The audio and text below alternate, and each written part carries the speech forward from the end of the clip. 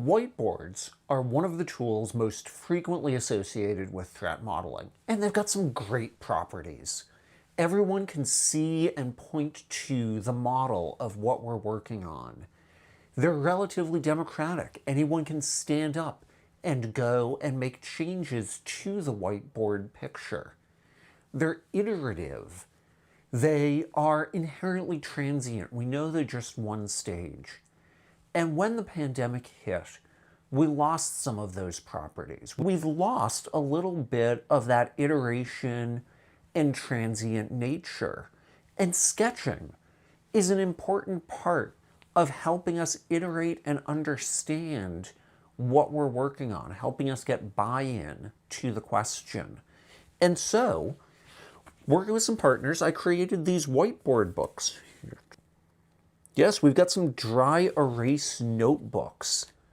So my friends at Agile Stationery created these dry erase notebooks coated in polypropylene, which is the same stuff that's on the whiteboard on your wall. What I can do is I can sketch something, and I can go from a sketch to via iteration, and then I can transfer my sketch to a piece of software. And this process of iterating helps people improve the way they're thinking about the answers to what are we working on. We went a little bit beyond the dry erase notebook. We created some physical stencils that help you actually draw your threat model shape. So they've got your little rounded rectangles, they've got your external entities, they've got some documents. And so what you can do is you can actually draw. Here's my sketch. You can see my really bad handwriting. And from a sketch, maybe we should draw our sketch as an external entity. I'm just going to come down here, redraw my sketch. And then I go through a process. My process is iteration.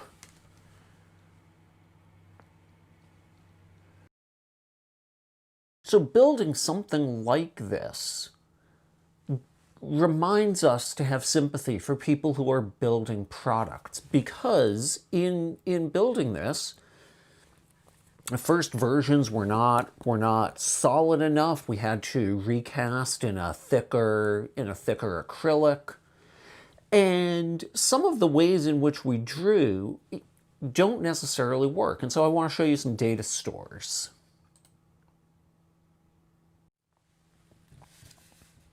So when I draw a data store, I can be old-fashioned. Draw my data store with two parallel lines, like that, the way stencils used to work. But I also have these drums, and it turns out that the drum looks like that. It's a little incomplete. It was hard to build this last little line, but you just shift your stencil, bada boom, bada bing, you've got your hard drive spinny data stores. The stencils are fun. They remind you and encourage you to iterate through, to draw what you're going to transfer into the software.